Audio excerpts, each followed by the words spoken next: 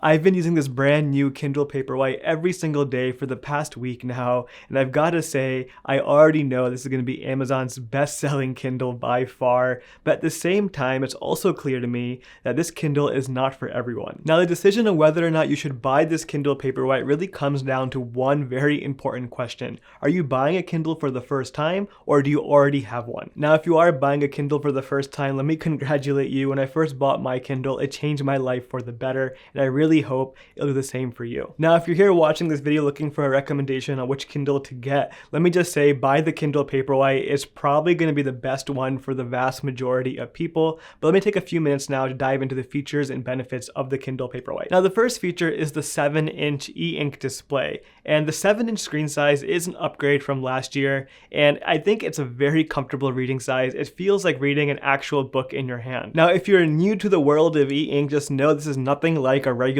tablet or iPad. The e-ink software is very bare bones. All you can do on this thing is read. There is no distracting apps or anything like that. It has one clear purpose, and that is to make the reading experience as good as it possibly can be. The best way I can describe e-ink is imagine having a high-tech newspaper. It feels like reading real paper. It's very comfortable on the eyes, but you get all the advantages and benefits of technology. Now, the screen on the Kindle Paperwhite also has a 300 ppi resolution, and all that means is the display is very crispy. 300 ppi is the industry standard when it comes to reading on e-ink devices. Now, the next feature of the Kindle Paperwhite are all the nighttime reading features. Now, all the Kindles have front light, which allows you to have a bit of light when reading on the Kindle at nighttime, but the Kindle Paperwhite does have the extra feature of the warm light adjustment, which is really helpful for adding that little orange tone to the screen. This could be especially useful if you read right before bed. And of course, the Paperwhite does support dark mode, so you can have that black background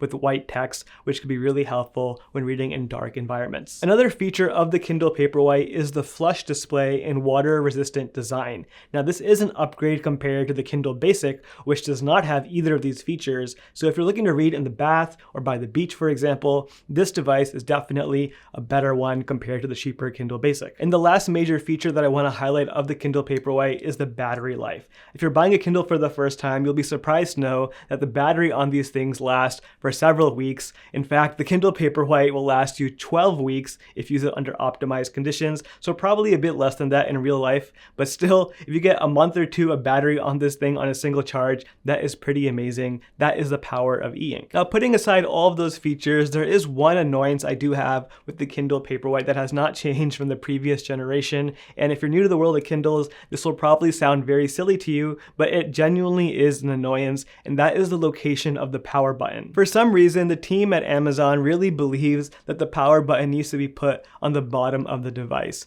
Now, in my opinion, that is the worst possible location you can put it. My fingers are always resting in that area when I'm holding the Kindle, and I've pressed that power button by mistake so many times while reading books. In fact, the other day when I finished reading, I put my Kindle on the side of the room against the wall, leaning against the ledge, and for some reason, it was leaning exactly in the right position where the button was being pressed, and I came back a few hours later and I found my Kindle restarting every 10 seconds, and the battery actually died within a few hours because the Kindle just kept restarting with the power button pressed. Now, this is not the end of the world by any means. This really is not that big of an issue, but I just have to say it because it's been an issue with all the other Kindle Paperwhites I've used in my Kindle journey so far, and I'm waiting for the day that Amazon will update this so the power button is in a more user-friendly location. Now, when buying a Kindle Paperwhite, there are a few options you have for configuration. Let me explain each one of those to you now so you know which ones are more important. The first and probably most fun option that you'll have to decide is which color Kindle Paperwhite you're going to want to get. They have 3 colors for this design, and I gotta say the new colors are very nice. They have this jade teal lookish color.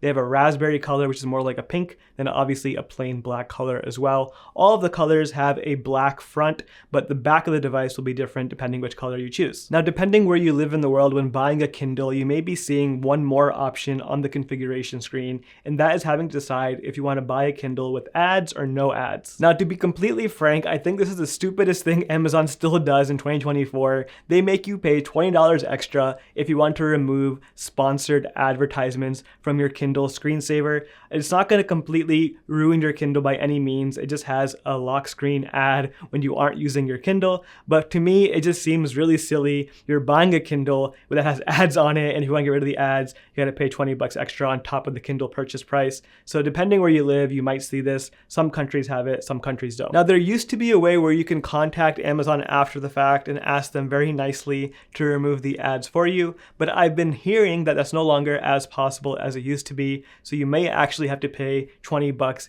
whether you buy it now or later. Now, I do want to emphasize the lock screen advertisements have no impact on functionality whatsoever, but if you are considering to pay $20 extra, you may want to consider getting the Kindle Paperwhite Signature Edition. Amazon does offer a more premium version of the Kindle Paperwhite. They call this version the Signature Edition, which has a cost of $199 US.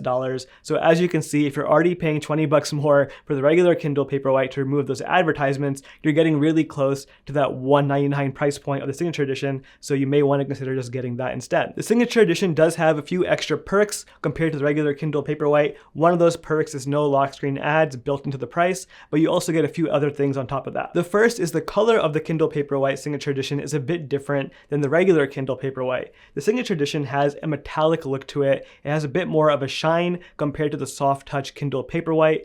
Both of them are still using plastic materials, but the metallic look on the Signature Edition does look a bit more premium, and I do like the feel of it a lot more than the regular Kindle Paperwhite. You're also going to get automatic front light adjustments on the Signature Edition model. What that means is the front light brightness will automatically go up and down for you throughout the day, just like your phone normally would. One less thing to worry about, but again, this is a very minor quality of life improvement. The other two benefits of this premium Kindle are wireless charging, which really doesn't matter much because the Kindle lasts for weeks and weeks anyways, and then also you get more storage, which will not matter as well for most people because Kindles don't take up much storage when it comes to reading books. Unless you have a ton of audiobooks or graphic novels, you may not even know how much storage you're using because it's so insignificant. Now we're reaching the point in the video where I want to explain who should not buy the Kindle Paperwhite. But before I talk about that, I gotta reiterate that at the end of the day, all of these Kindles help us achieve the same thing, which is helping us read more books. It does not matter which Kindle you get because they all help us achieve that goal regardless of which model you get. Now, if you are looking for a little extra accountability to read more regularly,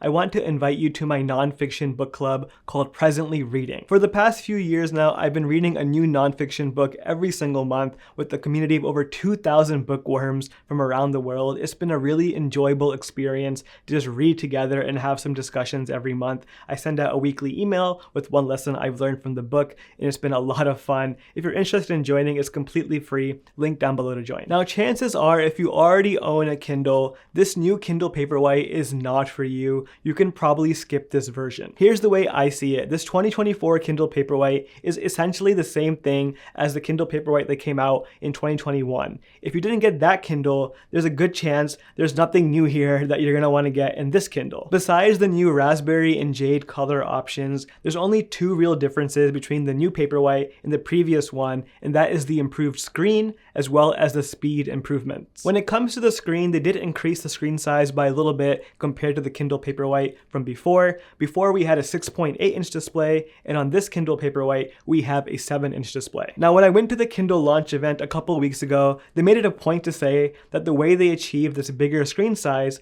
is by making the bezels a little smaller. Now, I tried really hard to figure this out, but I cannot for the life of me find these bezels to be any smaller. They do look almost exactly the same as the previous generation. There might be a very slight difference, but it's very minuscule, and the device is actually just a tad bit larger than the previous Kindle, so it's not anything radically different. It looks almost exactly the same. You might get one extra line of text when reading on the Kindle depending on your font settings. Now, one small thing I do appreciate about this new Kindle Paperwhite is that the corners are a bit more rounded. Again, a very subtle difference, no impact on functionality, but it does look a little nicer, and supposedly the contrast ratio is also a little bit better, but for me, I can't tell a difference at all. Now, the other difference to this new Kindle Paperwhite is the speed speed enhancement. Now I will say this is something that is very noticeable. When using the Kindle Paperwhite on day-to-day use, I see the speed improvement throughout the entire software when turning pages, when I go navigate the settings, taking notes, highlights, all of those feel a little bit faster, and that is a very nice quality of life improvement. Now the old Kindle Paperwhite just recently got a software update which seems to make it a bit faster as well,